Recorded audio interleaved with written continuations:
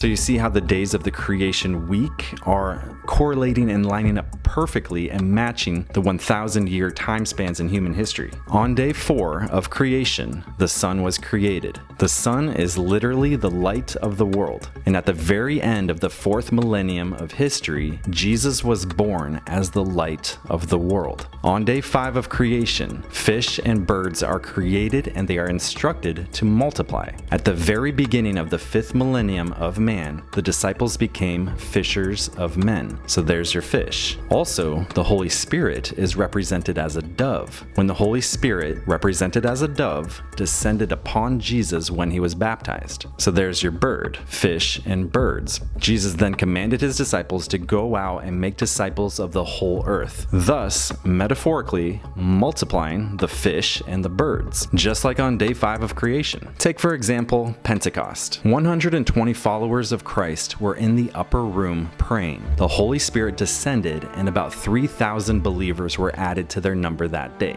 So for my math folks, to go from 120 to 3,000, you gotta multiply by 25. So they're multiplying. So as everyone was being filled with the Holy Spirit on that day, the fishers of men were literally multiplying the birds, fish and birds. On day 6 of creation, mankind was commanded to multiply and fill the earth and take dominion over creation. At the very end of the 6th millennium of mankind, we see that the population of man has exponentially multiplied and filled the earth. And compared to all of human history, we are now taking unprecedented dominion over the earth with the boom of technology. Day 6 of creation is prophetically being fulfilled right before our very eyes today. So now we're about to move from day 6 to day 7, the Sabbath. So now the 4th commandment talks about the Sabbath, and the Sabbath was first demonstrated by God himself on the 7th day during creation week. On day 7, God rested. According to Hebrews chapter 4, we're still waiting for this prophetic fulfillment. For if Joshua had given them rest, God would not have spoken of another day later on. So then, there remains a Sabbath rest for the people of God. The author of Hebrews was also thinking about the Sabbath prophecy when he taught that the 7th day of the week pictures the millennial reign of Christ. Following the days as 1,000 years pattern and matching that with the 1,000-year reign of Christ, where Jesus' second coming brings rest upon the earth and initiates this 1,000-year span.